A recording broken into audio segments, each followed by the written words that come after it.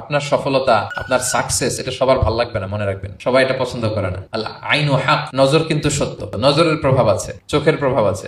এজন্য কারো ভালো কিছু দেখলে মাশা আল্লাহ বলবেন, আল্লাহর দিকে ফিরিয়ে দিবেন ওটার কল্যাণ। কি বলবেন? একটা সুন্দর ফুটফুটে বাচ্চা দেখলে মাশা আল্লাহ। কারো সফলতা দেখলে, কারো ফার্মে গেলেন, বাগানে যেয়ে দেখলেন ফল মূল ভর্তি, কি বলবেন? মাশা আল্লাহ। বিসমিল্লাহ মাশা আল্লাহ বললে এটাতে আর ক্ষতি হয় না। অনেকে বলে যে বাবা মা মাশাআল্লাহ বলা লাগে না, বাবা মা আর নাকি মামা, এই তিনজন নাকি মাশাআল্লাহ না বললে কিছু, এটা ভুল কথা। বাবা মারা বলতে হয়। বাবাও তার ছেলের কোনো সাকসেস, ভালো কিছু দেখলে কি বলবে? মাশাআল্লাহ, তাবারাকাল্লাহ, অথবা বিসমিল্লাহ মাশাআল্লাহ, এটা আপনারা বলবেন। ধরেন যে আপনি কোন একটা প্রোগ্রামে বসে আছেন, আপনার পাশে যে বসে, আপনি তার দিকে এরকম 10 মিনিট তাকায় আছেন, কোনো কথা ছাড়া শুধু তাকিয়েই রইলেন। তার কি ভাল লাগবে বলেন? সে কি কমফোর্টেবল ফিল করবে?